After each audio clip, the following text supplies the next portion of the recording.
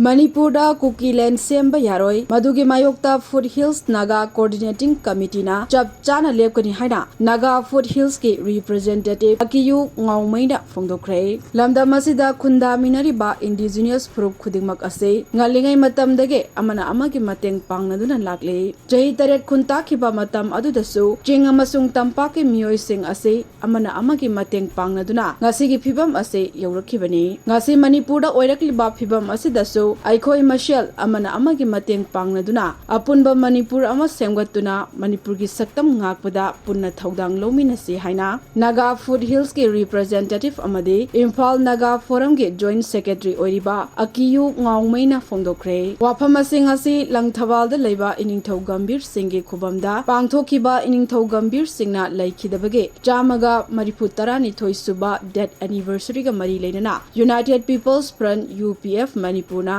Thabu Mama Chupna Chatharakhiba National Reconciliation Man Lishing Ani Kunga Taruk Loishin Bagi Thoramda Saruk Yaduna Mahangna Phongdokhibani Mahangna Makhatana Phongdokhibada Hojik Kuki Shingna Mafam Marang Khangdana Jingi Naga Taba Mafam Singda German Road Natraga Tiger Road Haina Semjalakliba Ase Makoina Semge Hairagasu German da Oina Semubana Fava Oigani Hairi Loinana Foothills Naga Coordinating Committee na Manipur da Changchilakliba illegal immigrants sing ase tanthok hinaba NRC chana hanbada matam pumbuda support tawgani India government su Manipura athuba matamda NRC chana hangadabani amadi naga taba chingi mafam singda popi thariba sing asigi mayokta FNCC na chap chana thegnagani Manipur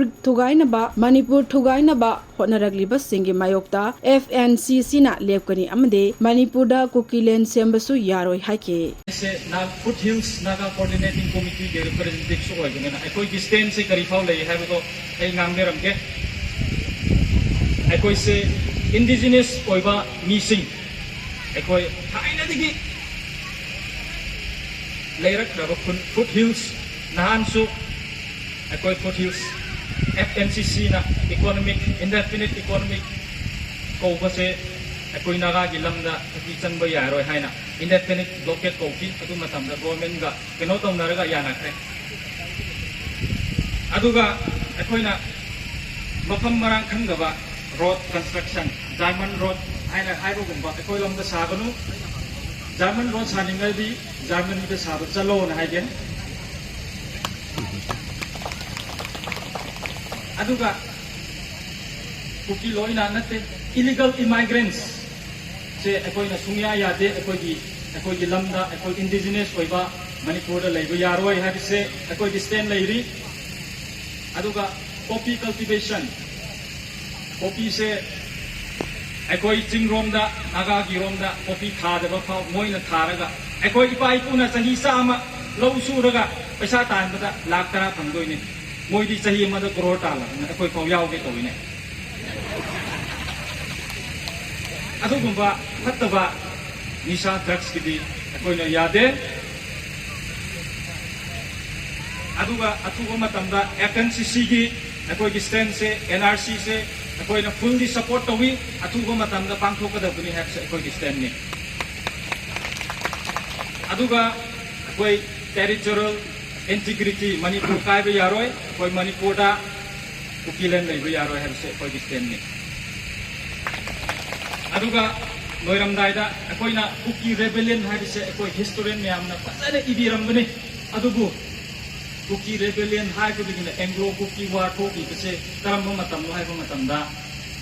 एकोइ Manipur की historian म्यामना मरोइना चिनिनाव मैतै म्यामना सौगतकी बदिगिना Anglo Kuki वार high थोकी बनिना हाइबिगे तना प्रोफेसर नो हाइबदो ai masak ममिंग लोइन खंगी करम मतमनो ai खंगी अदुगा मैतैगा अकोइ चिंगी चिनिनाव मैम से मरी से हुजी खौ तत्तना लैरी आइगी इसामक्ता मैतै मरी लैरी कबुई ओलगा लै तांगफुल रोम दसु याम लैरी मैतैना तांगफुल ओनबा मैतैना कबुई ओनबा रोमै ओनबा अदु खंगते मरिम ओनबा तत याम लैरी बनि ओनदुना लैरी बनि हुजी सु मरी मक आइगी खुंदा लैरी अदुगा आइगी इचे इने ओइबा होजिक मैतैदा मयुम पानबा मरी मंगा लेरी थंगादा लेरी मंदिर पुखरी सिंगमई लेरी Pangai da hojik mayum paduna leri nungsi stana ba adu uma relation da hojik pau setat pa ya da mari da hojik su lai ni hai bani aduna aroi bada akoi se aku ba matam da santi laina na ba akoi na soi bo oi so koi su khra hando patai tum su khra hando patai akoi se forgive and forget amaga sauna ba kari tong na ba le so amaga ama kopi na ba hai se jaka tare na hai get aroi bada Manipur imana Manipur imana thank you